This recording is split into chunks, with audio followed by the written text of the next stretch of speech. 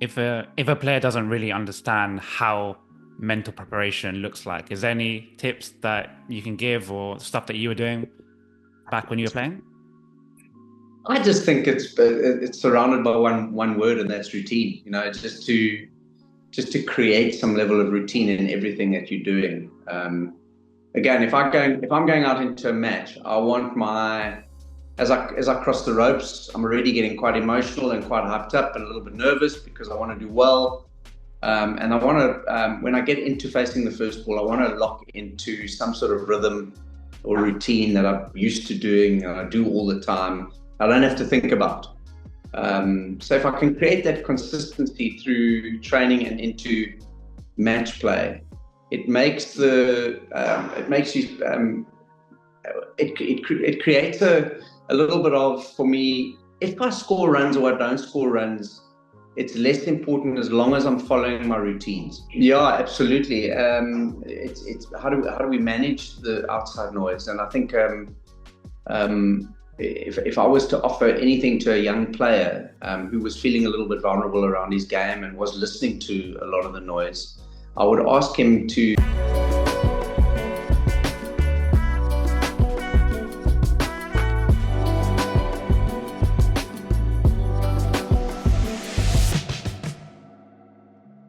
We all know that you were like a masterful batter on the subject of stats, scoring like 21 Test hundreds, 13 ODI tons, as well as a now decorated coach. What, in your opinion, is the balance between net practice, i.e., the physical, and the mental preparation a player should do going into a game? I think it should be, in my opinion, integrated into everything that you do. Um, so I don't think I had a net session ever in my playing career. I did retire a long time ago, but certainly don't think I remember a net session where I didn't bring in some mental preparation into that session. And if you can integrate it, it just makes the time during match play a little bit more natural and more kind of understanding what you're going through, and it also brings purpose to your net sessions as well. So I, even to this day, and people say, "Oh, you're a little bit old school," but I still get really irritated when I see young players getting out a lot in the nets, in this kind of, in the interest of exploring their shots and taking on a high level of risk, and then you ask them to do something very different in a match. So yeah, I think you can mix it up and integrate it into everything that you do as you prepare for matches.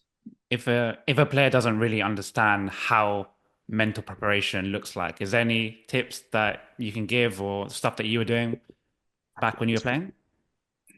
I just think it's surrounded by one word, and that's routine. Just to create some level of routine in everything that you're doing. Again, if I'm going out into a match, I want my as I cross the ropes, I'm already getting quite emotional and quite hyped up and a little bit nervous because I want to do well. And I want to, when I get into facing the first ball, I want to lock into some sort of rhythm or routine that I'm used to doing and I do all the time. I don't have to think about.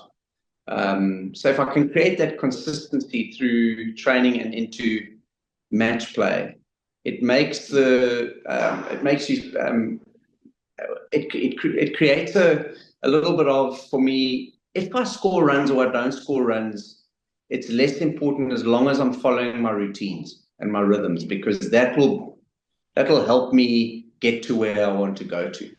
I think sometimes if it's a bit hit and hope, and you come up with different methods to go out and play the game. Number one, I think it can get quite confusing, and number two, without sort of any consistency in your routines, the moment the game gets variable on you, which it does a lot. It's an incredibly variable game, cricket. You might be faced with very different conditions, pitch conditions. You might be faced with a swinging ball or a ball that doesn't swing at all, turning ball doesn't turn at all, different situation in a game, different bowlers. So without any kind of form of understanding how you're going to confront that, um, I think you can get yourself into trouble quite quickly. Yeah, I'm glad you mentioned the word nerves there. I was gonna say, like, I remember when I was a young player, every game on a Saturday for me, I saw it as a very big match.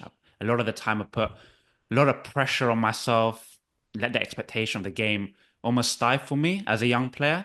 And in many people's eyes, I didn't really kind of fulfill my talent. You've played in big games as a player, coached India to a World Cup final, win, led South Africa to the best test side in the world, amongst many other big matches, of course. What advice would you give to a young me, a young Neel, on reframing my approach and not let the pressure get to me?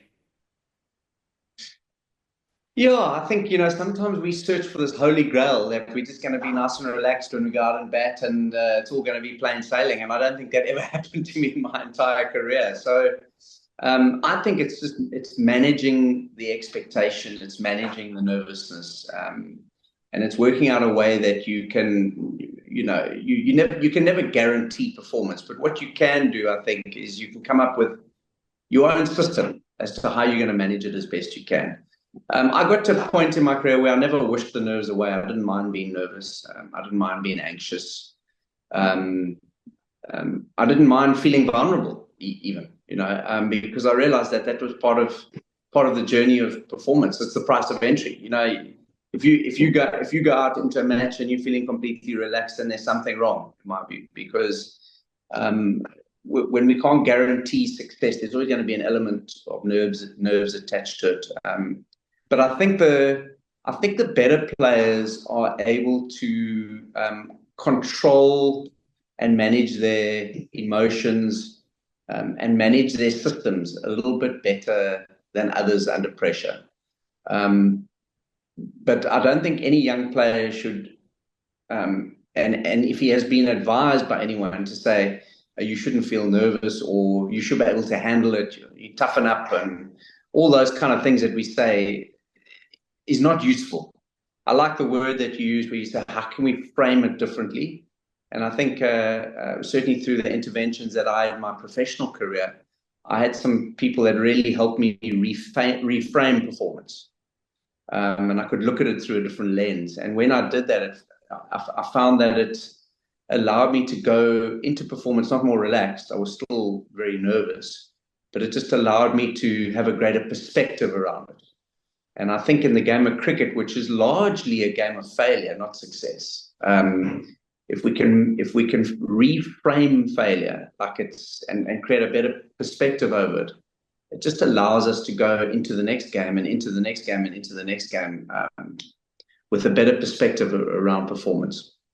Is that almost then on the same topic, like almost embracing or not embracing, but just allowing or reframing like outside noise?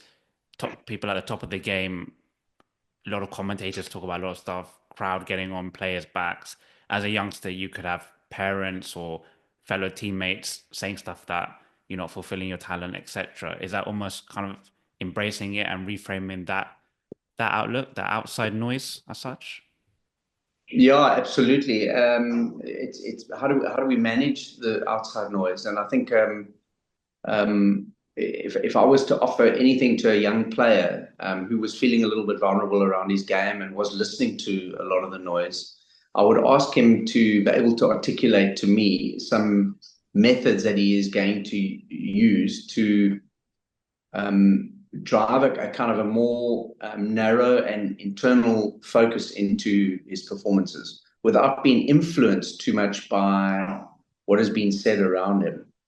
And probably the best piece of information I received from someone around managing my vulnerability was to accept that I was vulnerable. And instead of trying to fight it and trying to prove people wrong, um, the moment I kind of accepted that this is what I'm good at, this is what I'm not good at, this is who I am, these are my big match moments. This is where I have big match temperament. This is where I play better than anyone else under pressure. But at the same time, on the other side of the scale, this is where I'm a little bit vulnerable. This is where I don't play at my best.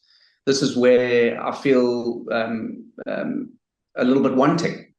and that you accept that that's what it is. It's not to say you don't want to improve. I think we're all looking for ways that we can improve and get better all the time.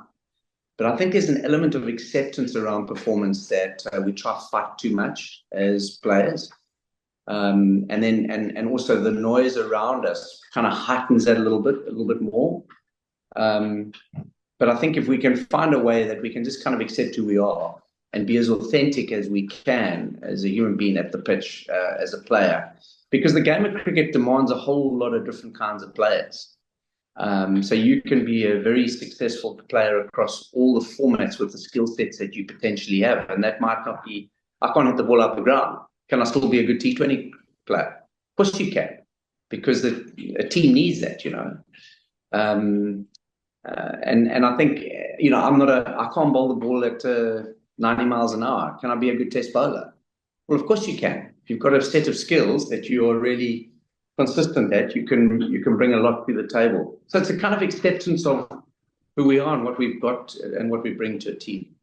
Does a lot of that just come with experience, and almost that word experience is hard, even just for like a young player? As I mentioned my example, but I've seen a lot of my peers as well. They almost like want it too much.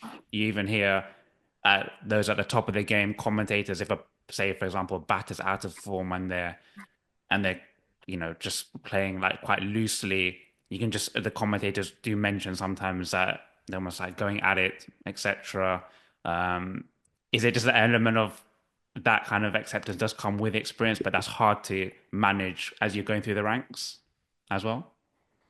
Yeah, I mean, I would always advise a younger player is just to find what your performance rhythm is, you know. And you know, people that watch the games are they've got a pass comment, an opinion on what they see in the game. So naturally, they don't have the same emotion and intensity around every individual. So they'll pass opinions based on their knowledge and understanding of the game around how the game is unfolding. And some of them are incredibly skilled at it. But from an individual, I think you have to become a professor of your own game. You have to be smart around your game. I always think that the more young players can embrace the learning around what their game stands for and how they can be the best in that, the better those players are going to be. I think for me, like what really helped me is that I wasn't a naturally talented player, so I had to work out a way to play and a way to perform across the levels. You know, from when I was a young player all the way through to the international game, I had to work out a way how to perform with what I had. And it allowed me to be a little bit more single-minded, a little bit more focused on that. I knew that I was never going to be able to strike the ball like a lot of my peers.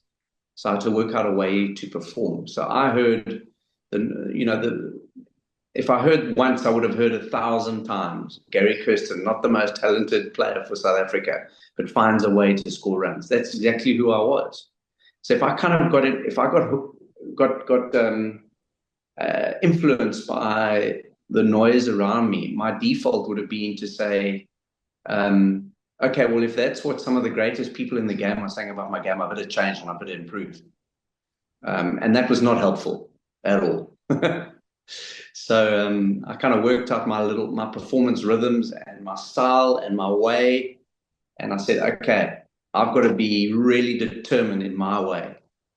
And the one thing that we all come to a common point, and that is we all have to perform. That's the common point. That'll never go away. You'll only get measured by how many runs you score. But we can do it a lot of different ways. And I always say to coaches, be careful to coach someone one way because there's a lot of different ways to play the game.